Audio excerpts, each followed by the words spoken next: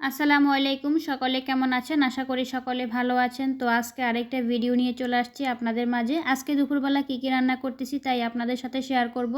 তো প্রথমে তো দেখতেই পাচ্ছেন আমি এখানে চুলায় ভাত বসিয়েছি, আর এখানে দেখেন গুলু টমেটো। এই টমেটোগুলো অনেক সস্তা, যেহেতু এখন সিজন যখন থাকে তখন কিন্তু অনেক সস্তা থাকে, তাই সস্তা পেয়ে আমি বস্তা ভরে অনেকগুলা টমেটো নিয়ে আসছি। আর এখানে এখন তরকারি রান্নার জন্য সব কুটাকাটি শুরু করব। তো প্রথমে আমি টমেটোগুলো কেটে নিচ্ছি, এরপর হচ্ছে পেঁয়াজ কেটে নেব। আর এই টমেটোগুলো সালাদের সাথে অনেক বেশি ভালো যায়, আমার কাছে ভীষণ ভালো লাগে। আপনাদের সাথে কথা বলতে বলতে টমেটো কাটা শেষ, এখন পেঁয়াজের পালা। তো পেঁয়াজগুলো আমি ছোট ছোট করে এভাবে কেটে নিচ্ছি। আর এভাবে কাটতে আমার কাছে ভীষণ ভালো লাগে। আসলে আমি আগে এভাবে পারতাম না, তখন আমি দা দিয়ে কাটতাম আর কি। তো এখন ছুরি দিয়ে অনেক সুন্দর করে কাটতে পারি। তো এখানে হচ্ছে কাঁচামরিচ, শীতকালে টাটকা টাটকা কাঁচামরিচ, আর দেখতে ভীষণ ভালো লাগছে। আর এখন কাঁচামরিচও প্রচুর সস্তা, তাই সস্তা পেয়ে সব কিছু বস্তা ভরে নিয়ে আসছি। আর এখানে হচ্ছে বাঁধাকপি, আর বাঁধাকপি এটা হচ্ছে আমি একটা মেশিন দিয়ে কেটে নিচ্ছি। এই মেশিনটা আমি মেলা থেকে নিয়েছি। আসলে এই মেশিন দিয়ে একেবারে সহজ পদ্ধতিতে চিকন চিকন করে বাঁধাকপিগুলো কাটা হয়। আর এখানে দেখেন অনেক কাজ করার পর, কাটাকাটি শেষ করার পর অনেকগুলা থালা বাসন ভরে গেছে। এখন আমি সবগুলা পরিষ্কার করে নিচ্ছি। আসলে এগুলা পরিষ্কার করা ছাড়া রান্না করতে ভালো লাগে না। একেবারে ক্লিন হলে সব কিছু এরপর আমার কাছে রান্না করতে অনেক বেশি ভালো লাগে। তাই আমি কাটাকাটি হওয়ার পর সব কিছু ক্লিন করে এরপর রান্নায় আসি আর কি।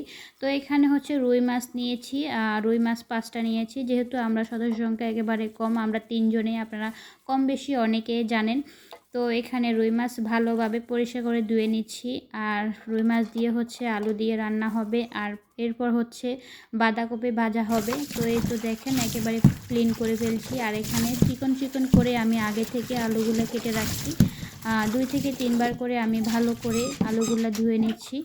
তো আলু ধোয়া শেষ হয়ে গেছে। এখন আমি মাছের মধ্যে হলুদ মরিচ লবণ সব কিছু দিয়ে মেখে নেব। আসলে আমি যখন মাছ রান্না করি তখন ভেজে রান্না করি। আমার কাছে মাছ ভাজি করে রান্না করলে ভীষণ ভালো লাগে।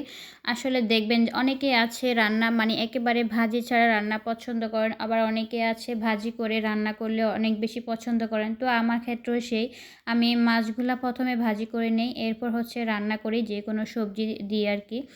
তো এভাবে হচ্ছে প্রথমে আমি মাছগুলা ভাজি করে নেব, এরপর আমি আলু দিয়ে রান্না করে নেব। তো মাছ ভাজা হয়ে গেছে, আপনারা দেখতে পাচ্ছেন। আর মাঝে কিছুটা স্কিপ করেছি, যেহেতু সবটা ভিডিও দেখা যায় না। যদি দেখাতে হয় তাহলে ভিডিওটা অনেক বেশি বড় হয়ে যায়। আর এখানে আমি মাছগুলা তুলে নেওয়ার পর আলুগুলা সামান্য একটু ভেজে নিচ্ছি।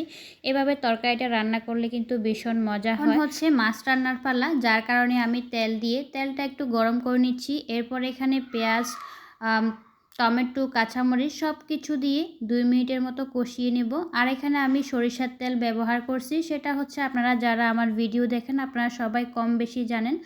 তো এখানে আমি রসুন দিয়ে দিলাম, এরপর হচ্ছে ভাজি করা আলুগুলা দিয়ে একটু কষিয়ে নিচ্ছি। এখন মাছ দিয়ে দিচ্ছি, মাছ দিয়ে এরপর পানি দিয়ে দিচ্ছি।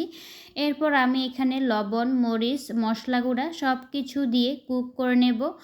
তো সেটা তো হচ্ছে আপনারা সবাই জানেন, কম বেশি হলুদ মরিচ দিতে হয়, এরপর হচ্ছে তরকারি বুঝে পরিমাণ দিতে হয়।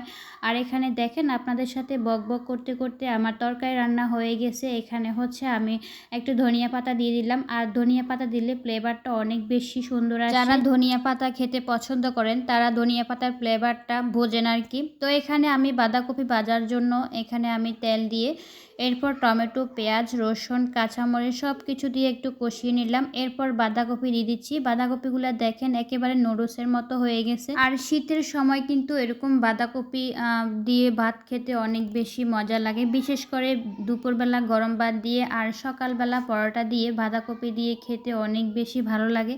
তো কথা বলতে বলতে আমার কপি ভাজি হয়ে গেছে। এখন আমি ধনিয়া পাতা দিয়ে একটু নেড়েচেড়ে নামিয়ে ফেলবো। এই তো দেখেন আপনাদের সাথে কথা বলতে বলতে কিন্তু আমার পুরো রান্নাটা কমপ্লিট হয়ে গেছে। এখানে হচ্ছে মাছ দিয়ে সেই আলু রান্নার রেসিপি, দেখতে ভীষণ ভালো লাগছে। আর হচ্ছে আমার বাঁধাকপি ভাজি। তো সবাই ভালো থাকবেন। আসসালামু আলাইকুম।